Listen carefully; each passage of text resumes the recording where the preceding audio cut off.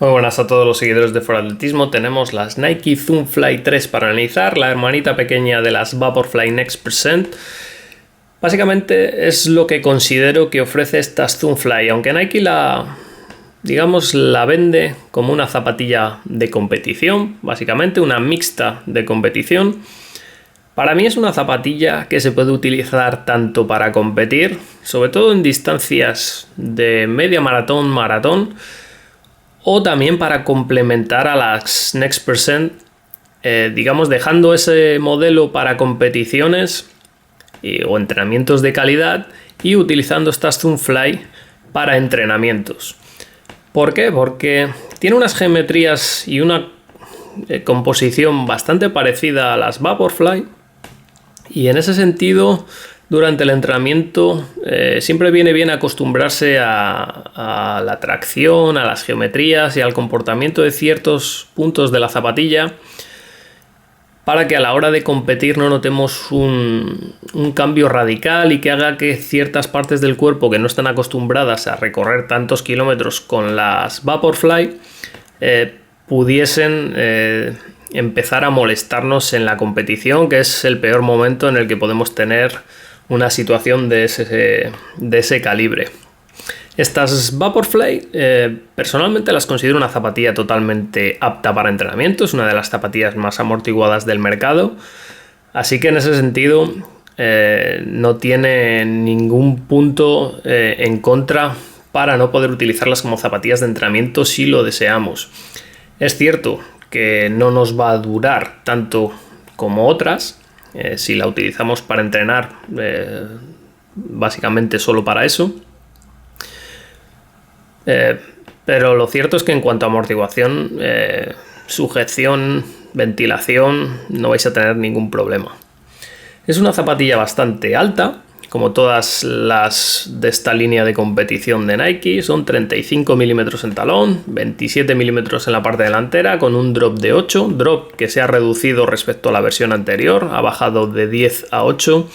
El drop 8 es mucho más dinámico en zapatillas de este estilo, así que es una zapatilla con la que los corredores con una mejor técnica van a sacarle más partido. Además es una zapatilla que va a requerir aterrizar de esta zona hacia adelante. Si sois muy talonadores, no es la mejor zapatilla para comprar. En Nike tenéis Vomero, tenéis Pegasus, incluso a Pegasus Turbo, si sois muy talonadores. ¿Por qué digo esto? Básicamente porque es una zapatilla muy estrechita. Estamos hablando de 78 milímetros de anchura en el talón y 112 en la parte delantera. 112 no es mucho, está un poco por debajo de la media, pero bueno, es aceptable. Pero 78 milímetros es muy por debajo de lo normal. Estamos hablando de que la media son 90 milímetros en el talón. Incluso zapatillas como la Lounge, que es otra mixta rival, es bastante más ancha en el talón. Es la zapatilla que he probado que tiene más contraste de anchura entre talón y antepié. Son una diferencia de 34 milímetros entre talón y antepié. Eso, sumado a que el React, como veis, es un material muy blandito, son 47 grados de dureza, hace que si aterrizamos de talón, el pie se nos escore un poco. En esta zona, si aterrizamos de talón, el pie se puede escorar demasiado. Tampoco es que soporten mucho la inestabilidad si peronamos, en ese sentido. Así que es una zapatilla con la que tener cuidado si somos muy talonadores o tenemos el tobillo un poco flojo. Pero aparte de eso, es una zapatilla con la que se puede entrenar perfectamente. Cosas que hay que saber. Todo el mundo, lo que quiere saber todo el mundo con estas Zoom Fly es si te ofrecen la ventaja que te ofrecen las Vaporfly. En ese sentido, estamos hablando de que las Next Percent ofrecen entre un 4,5 y un 5% de eficiencia con respecto a la media del mercado, que vendría a ser una Pegasus. Estas Zoom Fly 3 ofrecen un 1% sobre las Pegasus y alrededor de un 3%, 3,5% menos que las Next Percent. ¿Por qué? Aunque las geometrías son muy similares, como podéis apreciar, la suela es muy parecida. E incluso lleva una placa de fibra de carbono, como veis. Una placa con una curvatura muy similar a lo que tienen las Vaporfly. La clave de la ganancia de las Vaporfly, como he explicado en el análisis de las Alphafly de Kipchoge, es la capacidad del material de permitir que la placa se doble dentro del material para ganar energía potencial y luego retornarlo.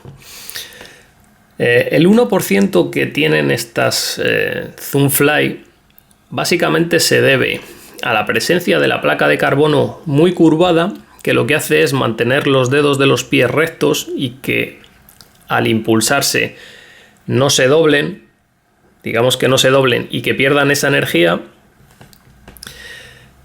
Cuando hacemos que la placa de carbono evite que los dedos se doblen, gastamos más energía en el tobillo, pero con la curvatura de la placa también evitamos que se nos escape energía por ahí. Así que con eso logramos un 1%, pero el React, a pesar de tener una dureza de 47 grados en estas Zoomfly y un retorno de energía cercano al 70%, no logra competir con el ZoomX, que tiene 87% de retorno y una dureza de entre 35 y 40, que es una diferencia bastante importante.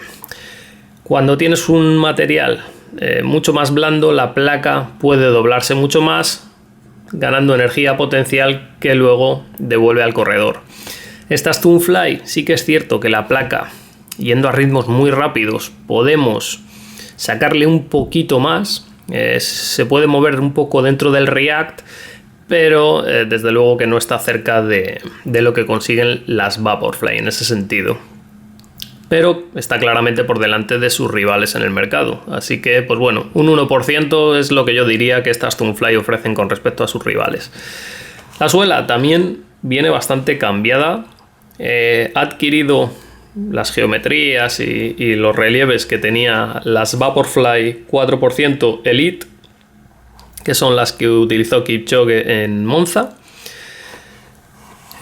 Básicamente se debe a que mucha gente que utilizó las 4% se quejaba de que cuando el asfalto estaba mojado no agarraban muy bien, además se desgastaban un poco pronto y que mucha gente también suele entrenar por tierra. Este nuevo taqueado, como veis, es mucho más apto para todas esas cosas. Agarra un poco mejor en mojado, va mejor en tierra y se desgasta un poco más tarde.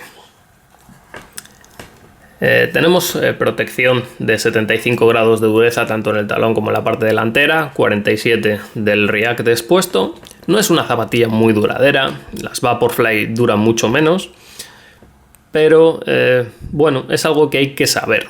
Ese 1% de ganancia en los entrenamientos, la protección contra la destrucción y el estrés muscular, que nos ofrece también un poquito estas Zoomfly, pues vienen a expensas de que es una zapatilla que no va a durar 800 kilómetros. Yo calculo que unos 600, 650 con mis 75 kilos de peso. Otros de los cambios que ha sufrido las Zoomfly en esta tercera versión, sin duda el más importante quizás sea la presencia del Vaporwave, que es el nuevo material que vemos en el upper. El Vaporwave responde a la necesidad de los atletas de eliminar el Flyknit por la capacidad tan grande de absorción de agua que tenía el Flyknit. Eran fibras textiles que absorbían agua, la zapatilla ganaba peso, el pie del corredor se cocía y al final ese 4% de ventaja se reducía por aumentar el peso de la zapatilla y la incomodidad del corredor. Lo que ha hecho Nike es mezclar fibras de TPU y de TPE, o sea, poliuretano termoplástico y elastómero termoplástico, y crear un upper de dos capas. No sé si lo vais a apreciar. La capa interior, donde veis esos agujeritos, digamos que es una capa más o menos normal para lo que tenemos en el mercado el día de hoy, pero la capa exterior, que es así un poco como plástica, lo que hace es proteger y dar soporte y estructura a la zapatilla. Es, como escucháis, una malla plástica totalmente. Esta composición lo que hace es que permite ventilar al pie sin ningún problema, reduce el peso de la zapatilla, estamos hablando de 252 gramos en talla 9 y 280 en talla 10, pero no absorbe nada de agua, absorbe 93% menos que el Flyknit, así que en ese sentido es una ventaja muy grande. Es cierto que no tiene la capacidad elástica de adaptarse al pie como un guante que tenían las Vaporfly 4% con el modelo anterior, el Zoom Flyknit, con el Flyknit, pero lo cierto es que se adaptan bastante bien. Además, si veis en color negro, lo vais a ver mejor aquí, tiene interiormente unas tiras en color negro que sujetan la zona del empeine para que el pie no se mueva dentro de la zapatilla. Particularmente, y mira que me gusta el Flyknit, creo que es mucho más conveniente este Vaporwave, sobre todo para cuando corremos en distancias largas. Y los que solemos correr en zonas mojadas o a veces lloviendo, la verdad es que es una ventaja claramente con respecto al Flyknit. Como veis, no existe una lengüeta, sino que es una especie de botín elástico, muy elástico, como veis. Cuesta un poquito ponérselas al principio, pero la verdad es que el talón es muy cómodo, tiene un poquito de acolchado y la típica forma esta hacia atrás para proteger el Aquiles que no roce. Es un upper bastante estructurado para lo que parece, o sea, no es que tenga una estructura rígida, pero da más soporte del que parece, nos da más confianza de la que parece al correr porque se pega bien al pie. Y es una horma que no es demasiado ancha. Yo diría que se parece mucho a una zapatilla mixta en ese sentido. No tiene mucha permisividad para extender los dedos de los pies, pero cuando nos ponemos a ritmos más rápidos de 4 el kilómetro agradecemos esa sensación. Es una sensación similar en la parte delantera a lo que tuve con las New Balance 1500, con las que también podía entrenar sin ningún problema, pero tenías que tener en cuenta que era una horma tirando a más de competición, y es algo que pasa en las Stunfly. Si tenéis el pie muy ancho, no es una zapatilla que valoraría mucho, quizá media talla más, aunque es una zapatilla que no talla pequeño. Y en cuanto a los plantilleros, es una plantilla de 4 milímetros,